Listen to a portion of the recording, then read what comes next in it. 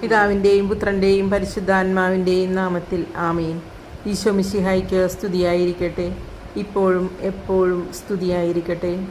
ഇന്നത്തെ സുവിശേഷ ഭാഗം വിശുദ്ധ മർക്കോസ് എഴുതിയ സുവിശേഷം 11-ാം അധ്യായം 11 മുതൽ 26 വരെയുള്ള തിരുവചനങ്ങളാണ്.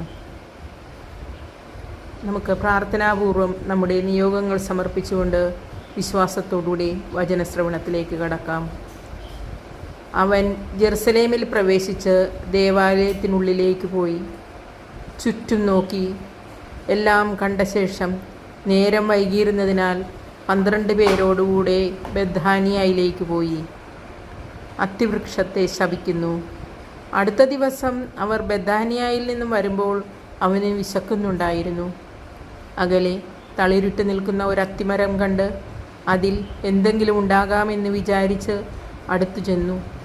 എന്നാൽ ഇലകളല്ലാതെ മറ്റൊന്നും കണ്ടില്ല. അത് അത്തിപ്പഴങ്ങളുടെ കാലമല്ലായിരുന്നു. അവൻ പറഞ്ഞു, ആരും ഇനി ഒരിക്കലും നിന്നിൽ നിന്ന് പഴം തിന്നാതിരിക്കട്ടെ. അവൻ്റെ ശിഷ്യന്മാർ ഇത് കേട്ടു. ദേവാലയ ശുദ്ധീകരണം. അവർ ജെറുസലേമിലെത്തി.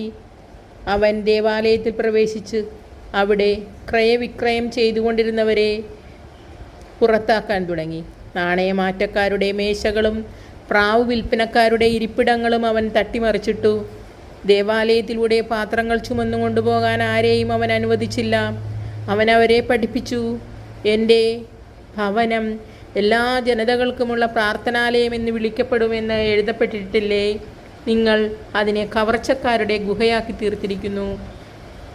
ഇത് കേട്ടപ്പോൾ പ്രധാന പുരോഹിതന്മാരും നിയമജ്ഞരും അവനെ നശിപ്പിക്കാൻ മാർഗമന്വേഷിച്ചു. കാരണം അവനെ അവർ ഭയപ്പെട്ടു. ജനങ്ങളെല്ലാം അവൻ്റെ പ്രബോധനങ്ങളെക്കുറിച്ച് വിസ്മയിച്ചിരുന്നു. വൈകുന്നേരമായപ്പോൾ അവർ നഗരത്തിന് വെളിയിലേക്ക് പോയി. വിശ്വാസത്തിൻ്റെ ശക്തി. അവർ രാവിലെ അത്തിമരത്തിൻ്റെ സമീപത്ത് കൂടി കടന്നു പോകുമ്പോൾ അത് സമൂലം ഉണങ്ങിപ്പോയിരിക്കുന്നത് കണ്ടു. അപ്പോൾ പത്രോസ് അവനെ അനുസ്മരിപ്പിച്ചു. ഗുരു, നോക്കൂ, നീ ശപിച്ച അത്തിമരം ഉണങ്ങിപ്പോയിരിക്കുന്നു. യേശു പ്രതിവചിച്ചു, ദൈവത്തിൽ വിശ്വസിക്കുക. സത്യമായി ഞാൻ നിങ്ങളോട് പറയുന്നു, ആരെങ്കിലും ഈ മലയോട് ഇവിടെ നിന്നും മാറി കടലിൽ ചെന്ന് വീഴുക എന്ന് പറയുകയും ഹൃദയത്തിൽ ശങ്കിക്കാതെ താൻ പറയുന്നത് സംഭവിക്കുമെന്ന് വിശ്വസിക്കുകയും ചെയ്താൽ അവന് അത് സാധിച്ചു കിട്ടും.